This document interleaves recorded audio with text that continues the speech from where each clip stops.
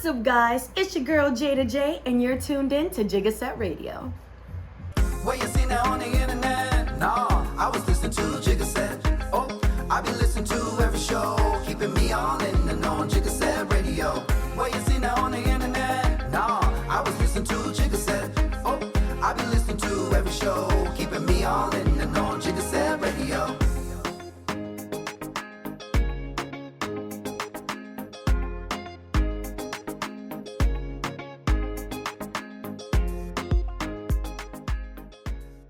What's up, guys? Welcome to another great episode of Jigga Set Radio. I'm here with Miss Jada J. Y'all make some noise for her. Welcome to the show. Welcome to the show. So we're gonna, like I was telling her earlier, because this is not her first podcast, y'all. Like, you know, she's on the scene already, and so she's done some stuff like this and more, which we'll find out here very shortly. But Miss Jada J, tell the world who you are. I am a singer, I'm a dancer, I'm an actress, I'm a songwriter, regular just author. I'm a model, I'm an influencer. I'm an influencer on TikTok, on YouTube, Instagram. And I enjoy uplifting others and just spending time with my family and friends and constantly working on my craft and what I love and just getting better. So Yeah. So how old are you? I am 23 years old. I actually just turned 23. Okay. Yeah. Happy belated birthday to you. Thank you. And so, 23 years on the planet, right?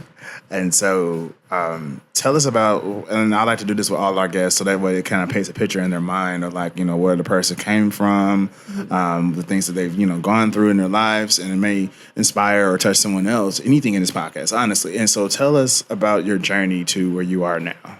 So I was born in Louisiana. I was born in Baton Rouge, Louisiana. And whenever I moved to New Orleans a few years after, which is where majority of my family was, it was a lot of fun and everything. I noticed I really enjoyed choir and just singing in general.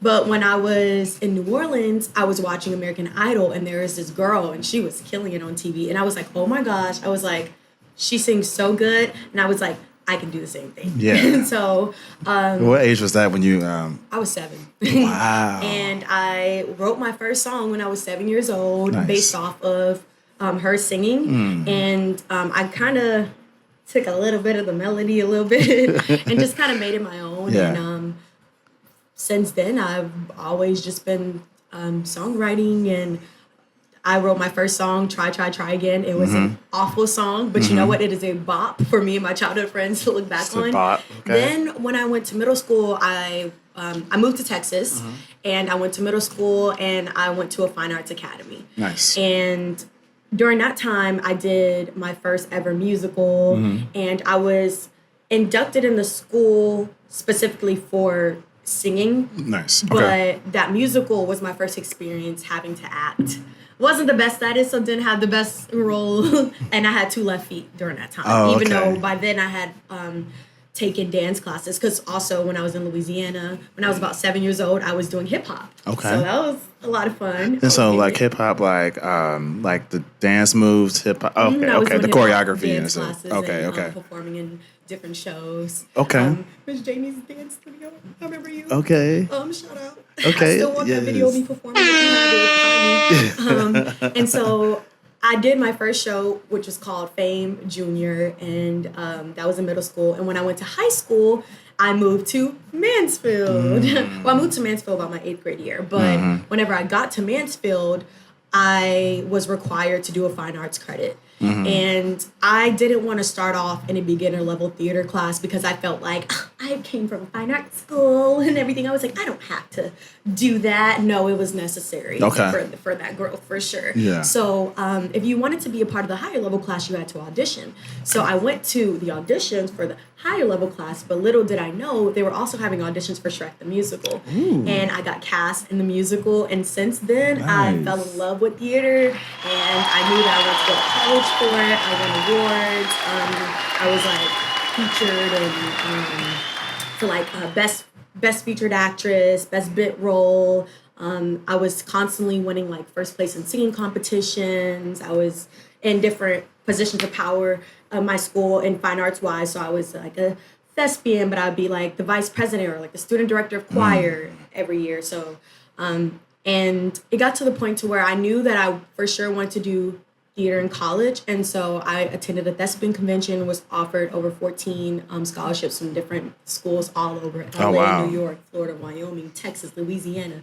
And I decided to go to the school that didn't offer me a scholarship. Which is crazy. But I knew that I could graduate debt free because military benefits. Hey, shout out to the military. And because of that, I was able to attend Texas State University. I got my BFA all-level teaching certification in theater. And I actually just passed my exam. Okay. So I'm really excited about that. Yeah. And I can officially apply for my standard certification. So I have my degree. And I mean, all throughout college, I was networking, I was performing, I was putting myself out there, I was doing different festivals, I realized like my freshman year of college, I was a big talker. I was like, I'm gonna be a star, I'm gonna do music, I wanna do this, I wanna do that. And the second semester of college rolled around, and I realized I was just talking, I wasn't doing. And so I was like, yeah, that needs to change. Yes. And I wrote my first song. I was going through a lot during that time. That was about. Yeah, for sure. And, well, not my first song, but I wrote like, because I've been writing since I was 7, but I actually like wrote to an actual beat for the first time. Okay. Oh, wait, no, pause. I just remember something in high school. We're gonna take it back. So in high school, actually, I released my first song in high school. Okay. But a lot of people don't know about that one because it's not even on streaming platforms. It's literally just on YouTube. Oh, okay. It's called Anguish, and yeah, yikes. We just, a boy heartbreaks. We love that. Okay. And so, I literally just started, like, after that second semester of college, I realized I really need to take things seriously. There was this big competition. It was called the Campus Live competition. I think it was called the Galardia Festival, but there was a Campus Live showcase there. So pretty much they put out like a call, like reaching out for like different artists. It was like, if you're an artist, make sure you submit. And whoever's in the top 3 is guaranteed to perform in the showcase. Yeah. And I was like, I got to get in the top 3, but you had to get votes. So I was like, how am I going to get votes? I don't have a big social media presence. So I went to the park at my school, and I went up to like I want to say probably, I know it's going to sound crazy, but like I stayed there for 6 hours and I got over 2,000 votes. And I went up to individuals and I said, in exchange for a vote, I would sing whatever song you want. So I was out there for 6 hours and got over 2,000 votes. Wow, that is impressive. Yeah, and every time I would shoot up, conveniently, every time I would shoot up, the person who was in first place for the voting would double my number every single time. So I thought that was a little bit shady. But it seemed like it was a little rigged. A little bit interesting. Yeah. I was like, somebody got some friends that know how to hack some stuff, but I don't know. But anyways, it worked out in the end because I ended up being selected to perform in the showcase. Nice. And whoever won the showcase, you were going to be judged, and you perform your own live original music in the showcase. Nice. And whoever won would get to open a concert for a celebrity. Ooh. And I ended up winning, to summarize it all up. And ever since then, when I tell you, I have been nonstop. I was tackling all areas of like the fine arts in both my college town and back home in Dallas. So my college was in San Marcos, which is near like the Austin area, which is popping with acting as well. Yeah. And of course, anytime I came back home, Dallas, I had connections there. So I was just going back and forth. I would always work on different films. I was always told by people who, when I was in college, like, really start everything afterwards. I was like, no, I'm going to start everything now. Yeah. And I was able to immediately book a tour directly after graduation. That's dope. And I just wrapped up the tour, and now I'm here. Okay. And my next few projects I'm going to work on, pretty exciting. I'm going to be working on The Color Purple, the musical at Jubilee Theater. Yeah. Which will be August 11th through the 20th. So make sure you go check it out. Yes. And I'll also be releasing my music video this summer. So I'm really excited. Okay. So you are just a ball of fresh air. Like, I love individuals that are ambitious and take control of their life and now allow other people to like dictate what lane you should be in, right? And so let's go back in time for a second. So you mentioned that you are from Baton Rouge? Yes, Baton Rouge. Baton Rouge, Louisiana. And did you grow up in a household that was dual parents, one parent?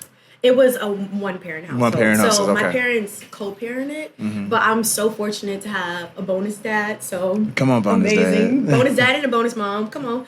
And I had an amazing upbringing with that, and a very, very supporting family who always supported my dreams, no matter Nice. what. Both sides, really all sides, went very hard for me. Yeah. And even it was really, really cute when I was growing up, actually in Memphis, when I would spend time with my dad, we would do singing programs. So we would Nice. put on full-on shows during the summer and perform. And they're actually on YouTube at possibly 62 to this day. So if you ever want to see some clips of me performing as a kid, trust me, you're gonna want to watch it. Nice. So that's great to have. I always like to ask that question because one's experience, whether it's a dual parent, single parent, always helps like shape the story, right? It could be someone that is like I've had some people on here that had their grandmother raise them, and they had an older spirit because their grandmother was the one that was raising them. Right. So for you, you had a bonus dad and you had your mom, Right. and so So it was like bouncing back and forth between technically two parent, I guess. I said single technically, but I mean there was a point in which, we didn't move in with my bonus dad yet at that point. And then when we did, of course that's But I literally stayed in a 2-parent household. I literally think since I was maybe 5 or 6. Okay. So Or 7. I could be wrong. No, maybe 8. Maybe 8. It's in that era. We gonna say when I was young, because my bonus dad has been my life, all my life. Well, I'm gonna say all my life. It feels like all my life. It's basically all my life, and he's been so amazing. Shout out to you, Dad. I love you. Always supporting me. That's so dope. I love that.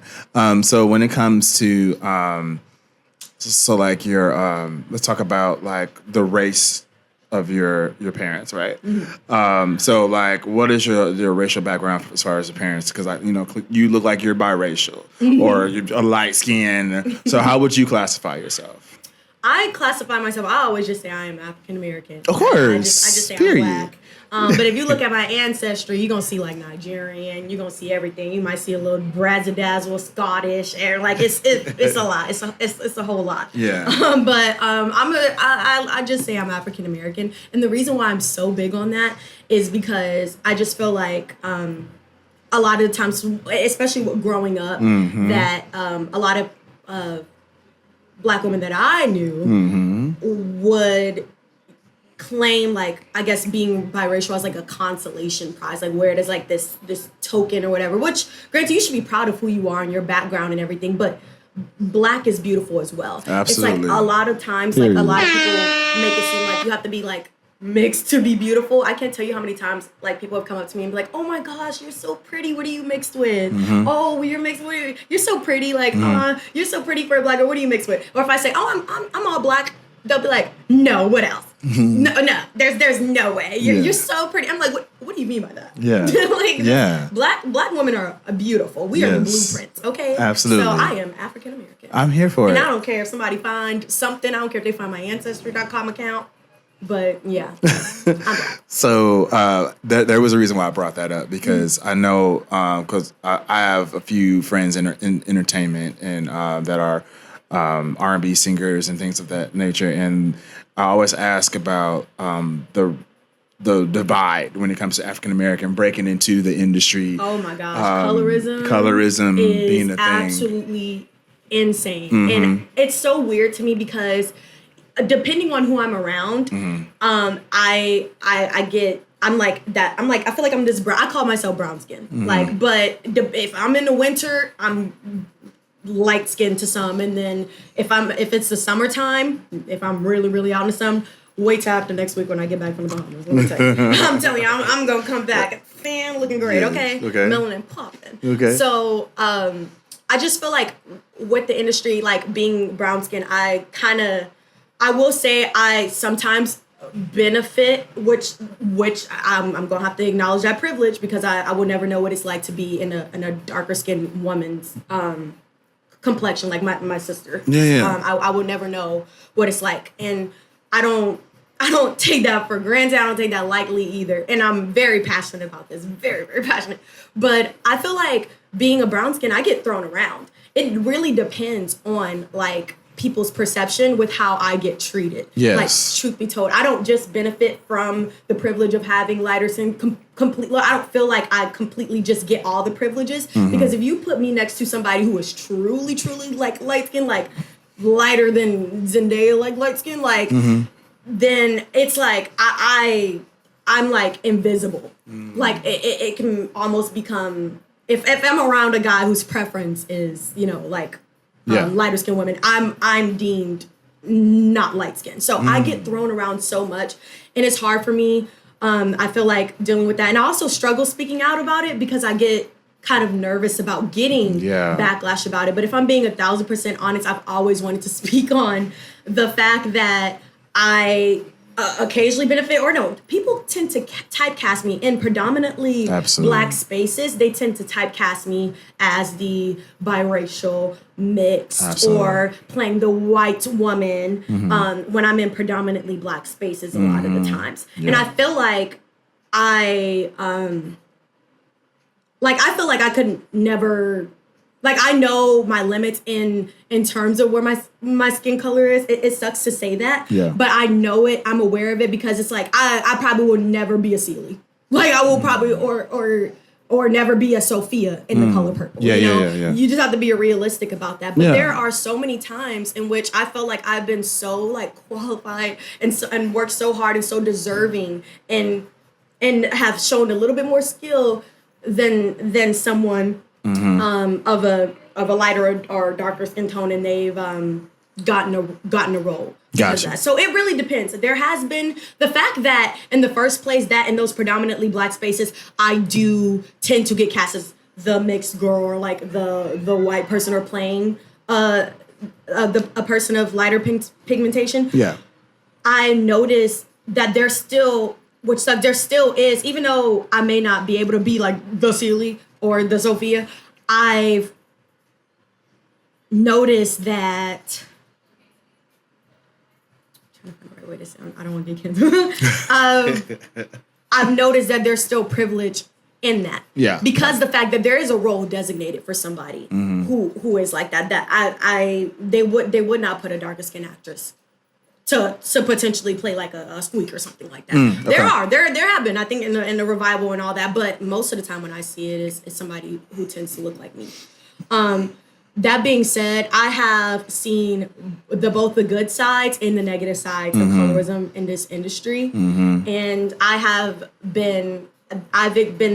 feel like the victim of somebody refusing a colorblind cast. Like, there was somebody who was literally tone deaf who was giving a singing role over me. Like, it was actually insane, and everybody was like, "There's no way." But I'm thankful for those experiences, and actually that mainly happened to me. Like, facing the negative side of colorism happened to me a lot in high school. But I also grew up in when I was in high school, I was in a more suburban district. It was diverse. Like, I feel like it's fairly overall diverse. But at the same time, there's still those predominantly white areas, and it definitely showed, and there was privilege in doing that. Gotcha. If I was gonna be given a chance to have like a big role or something, it was The Help or something. It was something of that. Like, I felt like my teacher could have done a better job at colorblind casting, and I just felt like seeing people who I know was tone deaf get a major singing part or something like that just because of the color of their skin irked me during that time. But I'm so thankful for that, and I wouldn't change it for the world, because it opened my eyes to the realities of the industry and what you could go through, and it prepared me. And it also showed me, I was like, you know what, I'm still going to continue. It motivated me to continue to work at my craft and get better. I was like, you know what, I'm not going to let this discourage me. I'm going to work even harder.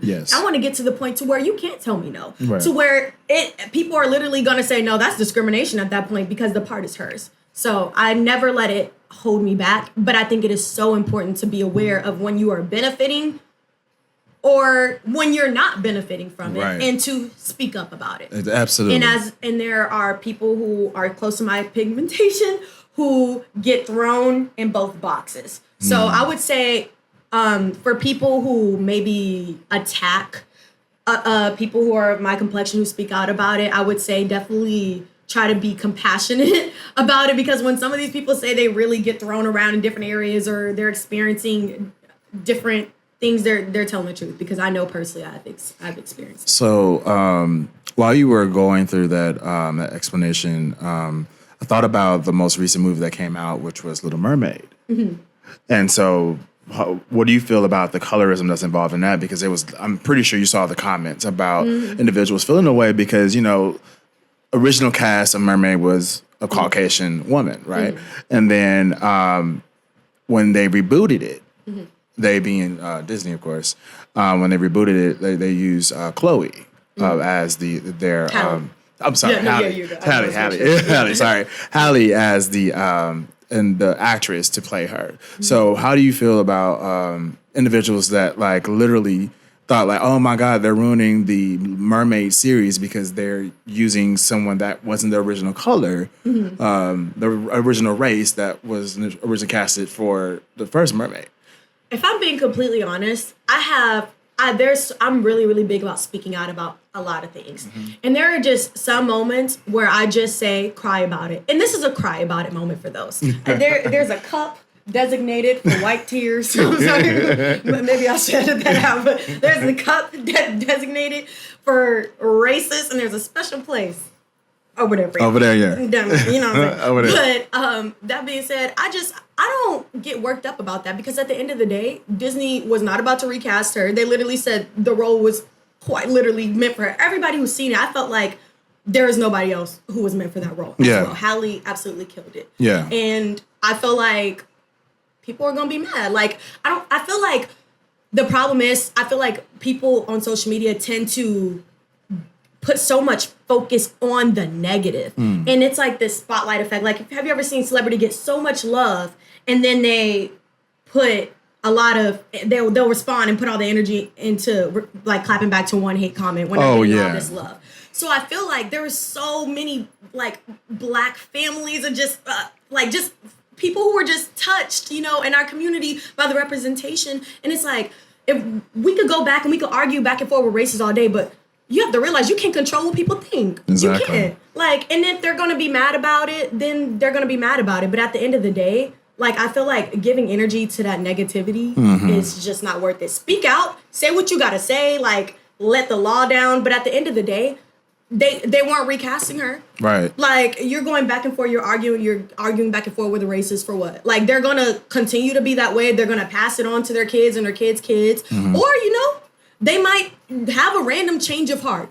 Good for them. But I'm pretty sure their cousin Fifi might be still racist too. Or it still might pass on. So I just feel like I just wanted to, during that time, I put so much focus on just the fact, just on celebrating her Black excellence. Yes. And I just felt like we put so much emphasis on the negative when it's like, and y'all are giving it more power. You're giving them more power when all the news outlets are talking about her being Black, except for, talk about her being Black instead of her talent. Right. Instead of how far she's came.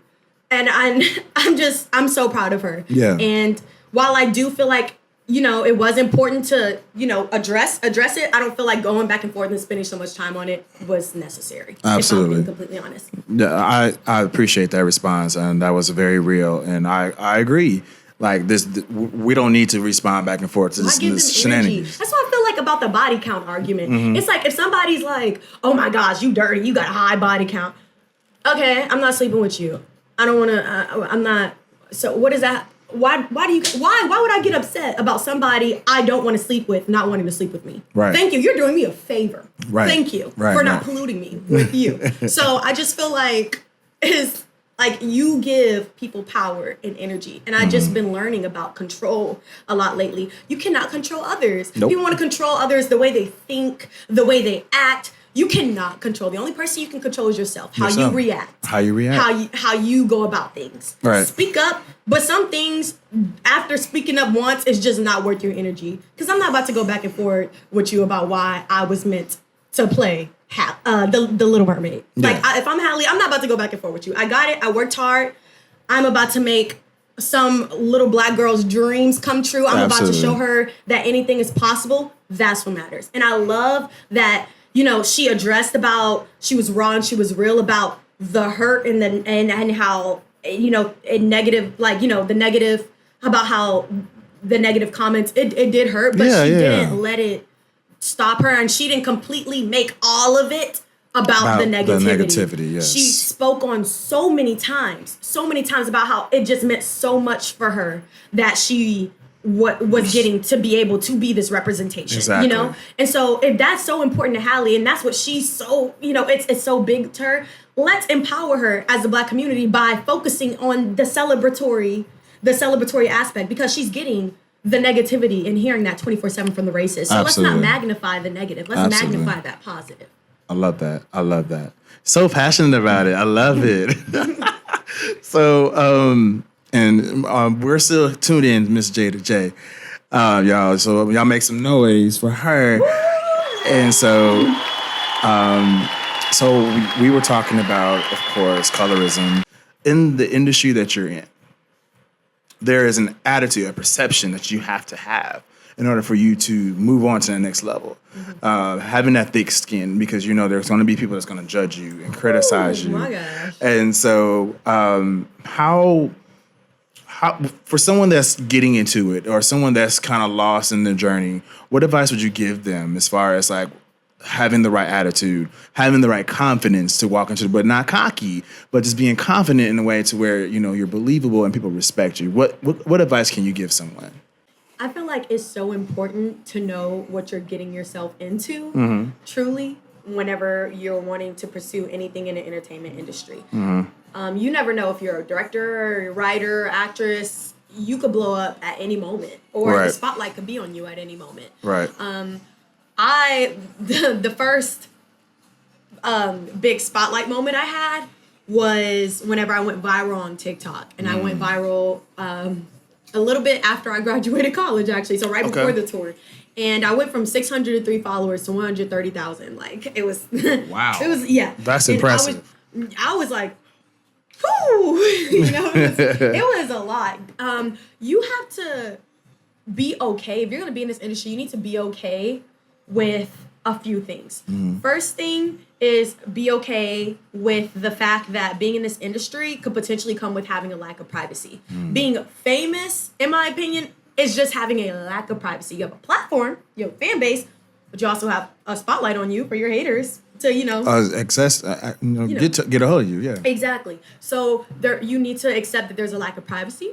You need to accept that there are going to be people who are going to be speaking on you who don't know anything about you, and there could be proof to back up everything that you're saying, and people will still, or could still potentially villainize you. You have to learn to become okay with people not knowing your truth. You have to learn to be okay with people trying to be in your business and speak on you 24/7. And also you have to learn to not respond to everything and give everything power. And figure out in what times is it best to be silent, or what time is it to speak up. Yeah. Because there's a very fine line. You get backlash for not speaking up, but you can get backlash but it can also backlash on you if you give more power to something and more energy to something negative. Right. And you make it a bigger deal. Right. So just knowing that, being aware of that. And I think it's important to be aware of how people view you, like your reputation and how you come off. But there is a fine line of being aware and making, growing and making changes and adapting based on maybe the negative things or your flaws that people are pointing out. Right. And just taking everything you hear and running with it and just changing yourself. I had to find the medium. I had to realize also you have to be okay with the fact, and this is how I became okay with that and how I found the medium, that not everybody's going to like you and you can't win. you can win, but at some point there might be a point to where you literally cannot win. Right. There will be somebody, well, she cleared up this rumor. Well, she still did this, or she still did. They're gonna find something, like, and come for you. Yeah. You have to be okay with that. Yeah. And it sucks. And you have to be okay with people twisting things about you. Mm-hmm. So I think it's also important to just be mindful of be mindful of the difference between confidence and cockiness that's masking your insecurities that you're projecting. Yes. So I think it's important. Also, you need to know who you are. Absolutely. Know who you are before you come into this industry, because it is so easy to lose who you are. There's so many people who is going to be in your ear. There's going to be so many people telling you to do this, and it's going to be what you need to do is follow your heart. Mm-hmm. Yes. You need to do what's going to be best for you. My problem was, whenever I first went viral, is that I went viral for something that I was posting random different things. Everybody tells you to find your niche. That's the best way to brand and do all that. Right. But I do so many things that I feel like, dang, I could build an audience by focusing on build an audience quicker by focusing on just one specific thing. Right. But that's not what I want to do. Right. And so because I was posting so many different things that weren't niche related, one of the things that I posted was something that I was just like, this is a one-time thing, and that I wanna post. And everybody, what you blow up for, what you go viral for, they expect that out of you. And I had to make the decision to put myself first and my wants and my needs first, and have the courage to be able to do what I love, despite the fact that I built a whole platform and everybody else was in my ear because of something else that I wasn't really passionate about, or something, and so they branded me as that. I was the girl with the list. And I was just like, oh my gosh, like, I don't want to be put in this box. So you also have to know that you still have power. You have power, and because you have power and control of the way you respond to things. Mm-hmm. You have power in being able to put your wants and your needs first, and there's power in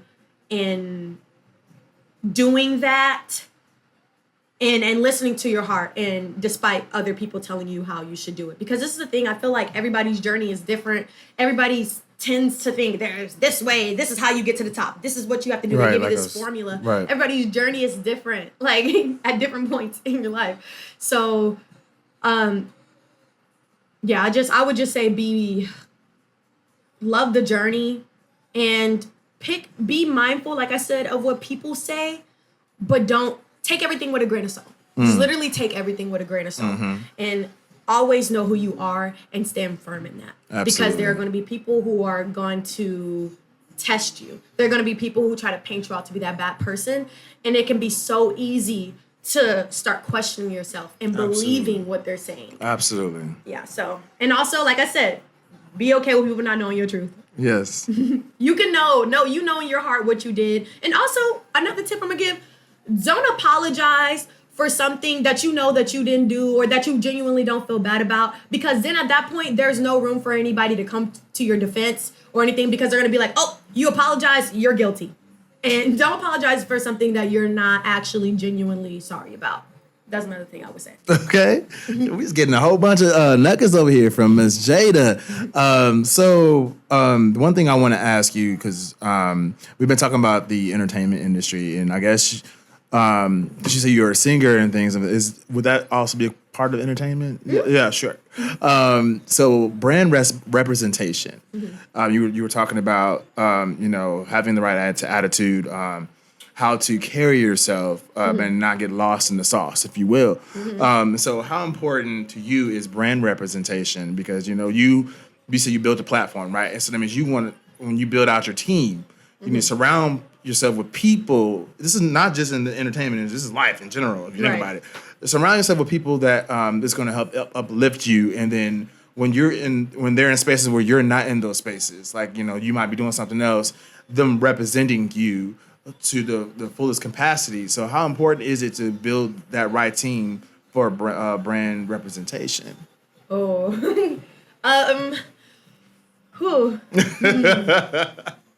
We get deep on JSR, baby. I think it's, we get deep. Right. I think it's very important.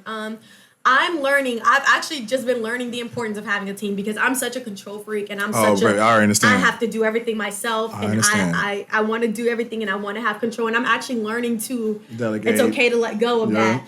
I do have agents and everything, but I don't have a manager or actual full-on team because I do everything myself. Okay. I do pull some people depending on different projects. Yeah. Okay. So I might pull a little help here and there, but in doing that, when I am pulling people to work with, I think it's important to not have yes men around you, but also have like-minded individuals and people who know your goals, who support it, and who aren't afraid to keep it real with you. Right, You don't want no right. yes men around you because how are you going to elevate? How are you going to grow? Right. It's important to have people who understand your vision and know how to help you execute it, and who also won't get too lost in the sauce to Yeah. the point to where they let everything get to them, you know? Yeah, So, yeah. I think it is of the utmost importance, and I think having a team is so important because as somebody who's doing everything by yourself, it is exhausting. Oh, I know. And it's also so scary at the same time. I feel like people need to talk about how scary it is to even get somebody finding those like-minded individuals. Right. It's so hard finding people who are as passionate Yes. about a project as you, or that is. Oh, I can't tell you how many times it seemed like in the beginning that somebody is test the spirit and see. Right there. Pay attention to how seriously they take their own projects as well, and when they work with other people as well. Pay attention to that because the signs will be there, and most of the time you'll overlook it because you're like also be mindful of. Also, just because it's your friend, you don't always have to go the friend route because even though your friends might be great, I say support your friends for sure, have mutually beneficial relationships, but also be mindful of the fact that there are some people who just need to be strictly business and strictly friends. Ooh. Just because your friends are good at recording something don't mean they're good at deadlines. Ooh, cheers to you. How old are you? 23.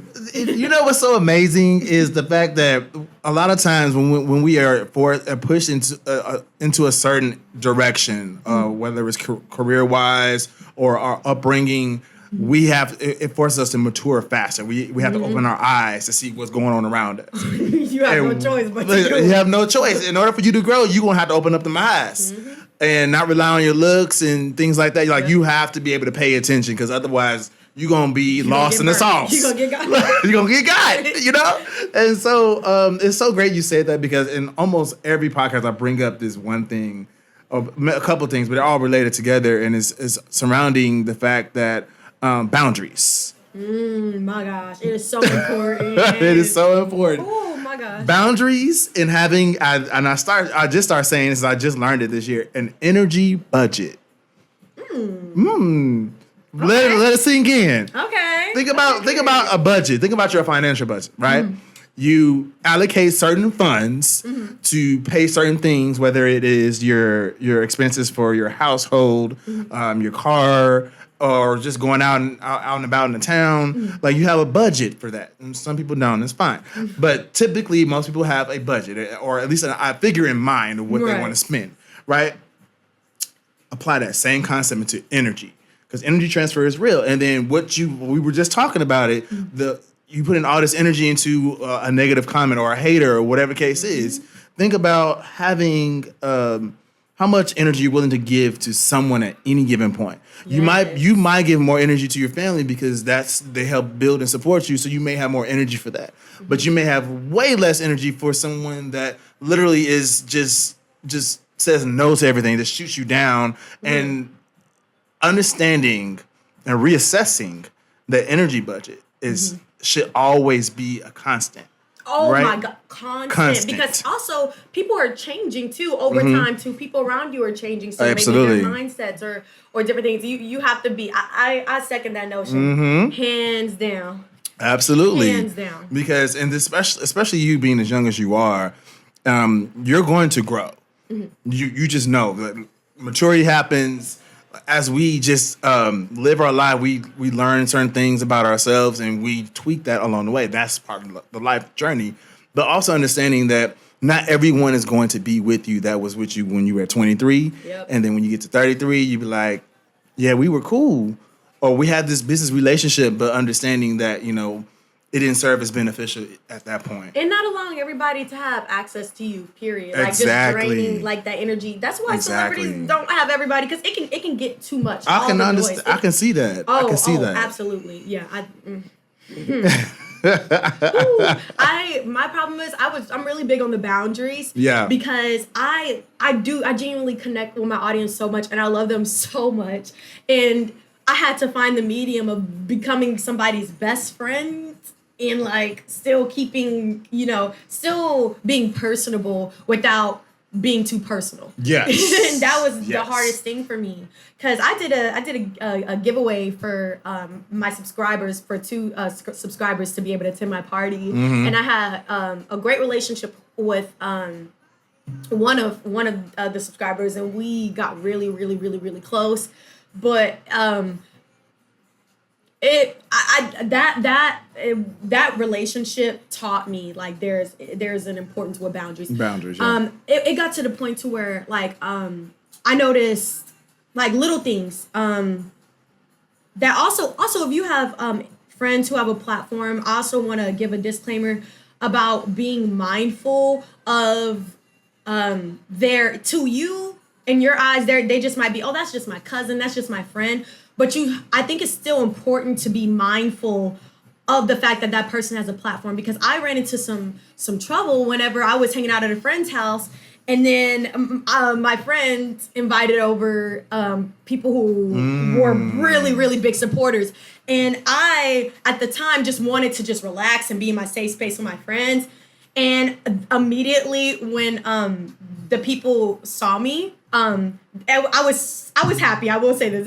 It was very comforting. Yeah. But I was immediately recorded, like started, oh my gosh. And I was like, oh, I was like, I love it. Like I was not camera ready. I'm in my safe spot with my friends. I don't like people seeing too much into my personal life and everything. Yeah. You have to have that privacy, that boundaries, exactly. And it's so important. So finding that boundary and being mindful of your friends who do have a platform, and being mindful about who you're bringing around them, is so important. It's even more elevated because, like, in general, we should be mindful who we bring around us. Like, you know, or even like phone calls. Like I had like with my friend who was my subscriber at the time. That friend would call me and then would show their friends, oh my gosh, I'm talking to this. Or if it was social media posts, it was, oh my gosh, yes, my friend is the girl from TikTok. It wasn't oh, this is just my friend or this and this. So right. I was like, ooh, side-eye. But then my boyfriend was like, what did you expect? Like that person started off as, you know, a big supporter of you. So to them, it's just like, oh my gosh, I'm supporting my friend. But to me, I'm like, oh, that private life. You called me, and I thought it was just gonna be you and I. Yeah. But and I'm about to tell you some confidential information, and I didn't know that somebody was in the room the whole time because they're excited to meet me. So now they just heard my business. So this is actually the first time I actually even thought about this, because you brought up an amazing point, which is, of course, we talked about privacy and things of that nature in the past, but like when you elevate and you become celebrity status and people recognize you, whether it's from TikTok or you know roles you played in the industry. And I'm not even that big, and I've gotten followed into my apartment. Wow! Like before I had the 130,000. Followers on TikTok? When I had like less than 1,000 followers on Instagram, I was being followed into my apartment. So when you get to that level, whether it's whatever platform elevated you, how do you coach your friends? The people that were around you, your OGs, we're gonna call them the OGs, right? How do you coach them? Because like they know you. They know that, you know, they're not used to that lifestyle, but, you know, they just want to interact with you in a normal way. And like you said, like sometimes I just want to be chill and I don't want all the cameras and, you know, the recording. So like how the people that follow you that you consider yourself closest to, how do you like coach them to like saying, hey, like, you know, I just want it to be us. Like, is there like a code word you use or like, hey, like, you know, when we have gatherings, it's just going to be us. Nobody's allowed to come in, or I need to know ahead of time, and I need to be okay with it. Like, how do you cultivate that conversation? I'm a nip it in the bud right when it happens type of person. I think now that I'm actually saying everything out loud, I'm like, I told you it was therapeutic. It is. I should be having these conversations in advance instead of waiting for something to happen and then maybe nipping it. Because that's what's been happening is that it's been happening and then I'm like, whoa. But how I've done it is I've just nipped it in the bud right then and there. Yeah. Like whenever the friends left, I was like, hey, I didn't like first of all, I didn't know all of these people were coming. I thought it was just gonna be us. And I don't like cameras in my face like that. And my friend was like, really? Like was like, it's not that are you serious right now? Are you kidding me? Like my friend downplayed it at that moment. But then my other friend was like, no. Exactly. Hold on, let me let you know what it is and what it isn't. There's people who have training for like different, there's like PR training, there's all different types of things. Like this is really this is very serious. Right. And that friend ended up being respectful about it. After that the other friend intervened. But I think I just think that it's just important to just probably set those boundaries early on and let them know in advance. Don't be like me and wait for something to happen. You have to nip it in the bud at the moment. Yeah. Because not everyone has that flexibility. Some people will get overwhelmed and will shut down in a way. And that's why it's important to have those boundaries while people are, when you're around your peoples, for them to understand. Again, I'm just now putting this together because I mean, I'm not on that status by any means, but, you know, it will happen one day. But, like, just understanding that, you know, when I'm in my chill zone, like, I want to turn it on when I'm ready and then turn it off. Being fake. No, that's not being fake. By having I was scared of being fake when I had to realize, like, based on your environment, you do adapt. Like, you had to, like, when I was on tour, I was not the same person that I was off of tour. And I felt like, when I was on tour, I kind of had, like, a mini identity crisis because I was like, who is this person? Like, I don't even know who this person is. Like, I feel like I'm losing myself. And, yeah, but that's where that knowing who you are comes into play as well, too. But, have you come across the term imposter syndrome? I've heard it before. Yeah, so a lot of times people will when they're trying to figure out like who they are, they feel like they're this person and they're like, you know, I can't believe I'm here. I don't deserve to be here. I feel like I'm someone else. It's an imposter syndrome. Yeah, I didn't have that. I didn't feel like I didn't deserve to be there because I definitely feel like I deserve to be there.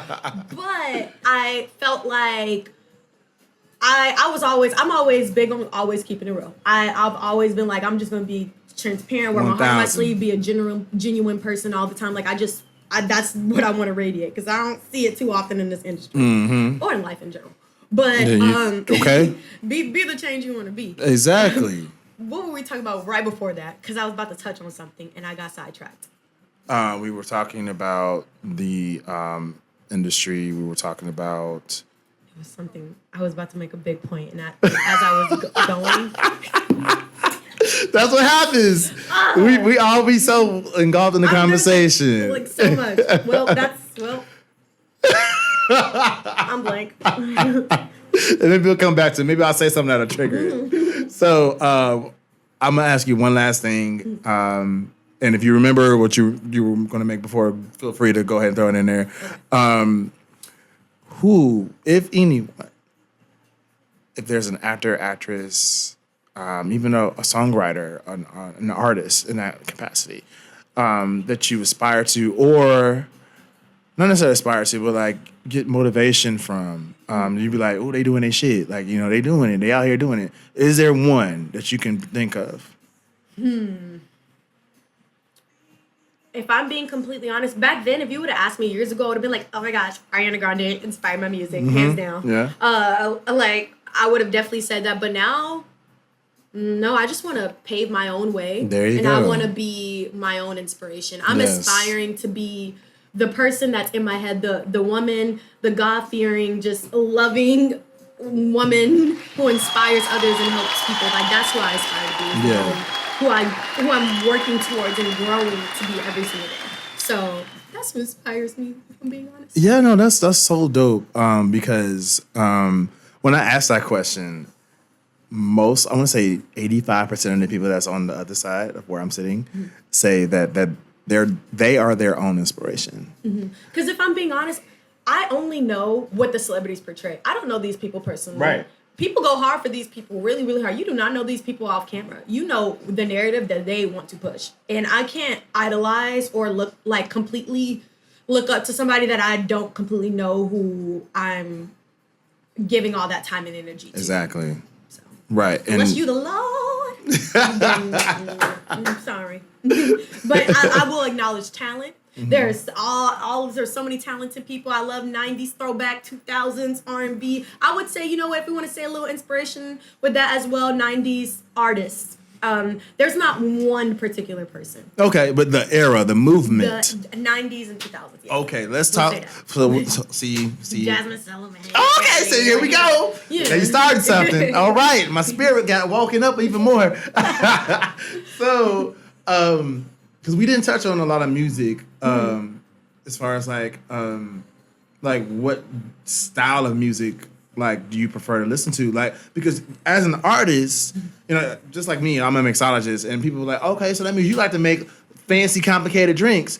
Yeah, for other people, I will entertain that. But for myself, I actually just like a tequila Sprite, honestly. Okay. A basic thing, like a whole basic situation.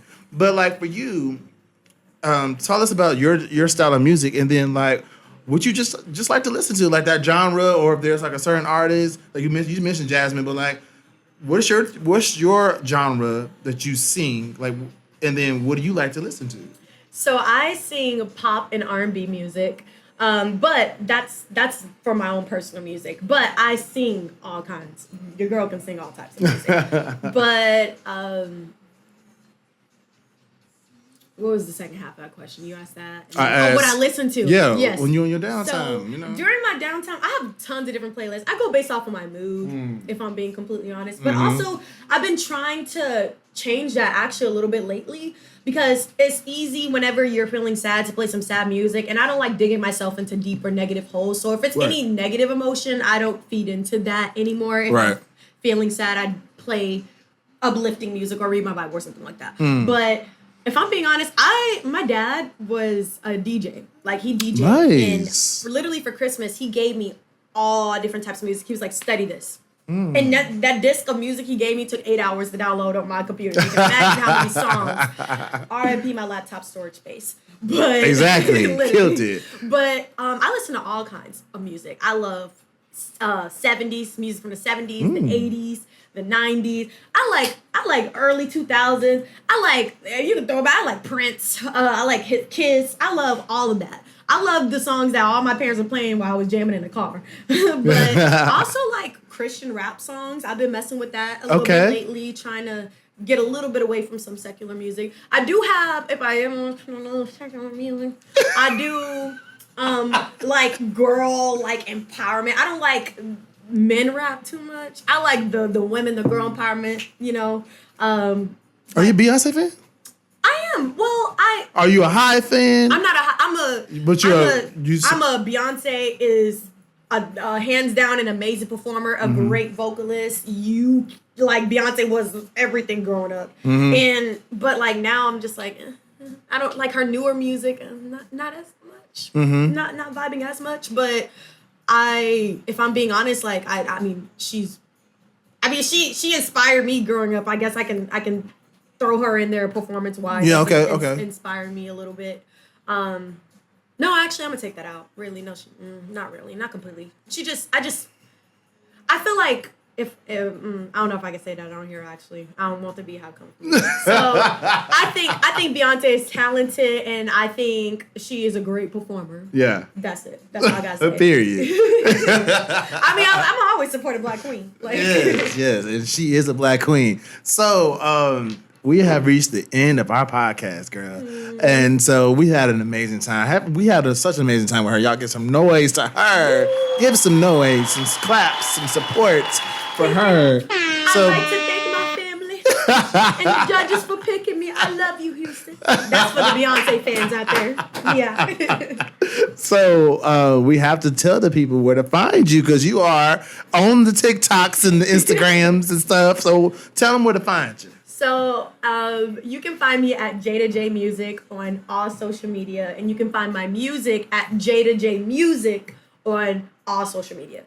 So make sure you put the music behind it because I need everybody to know that this is Jada J's music. Okay? So yeah, that's where you can find me on social media. TikTok, Instagram, Facebook, not LinkedIn.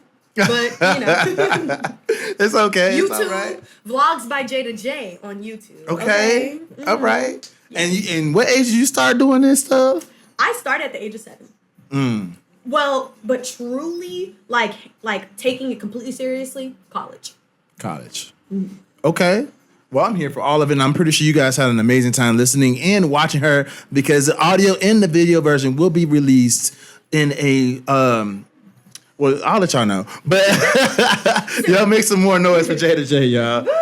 I love and appreciate you for coming today, and hope you learned something about yourself today. Because I felt like I saw a couple of moments in time when you was like, "Oh." Understatement. There was a lot of moments. And I was just telling her right before the podcast, I said, you have some therapeutic moments up in here. So we appreciate you for coming, and you will definitely be invited back. So, period. And when we have a group discussion, you will definitely be on that panel. So thank you. Until next time, guys, we're out.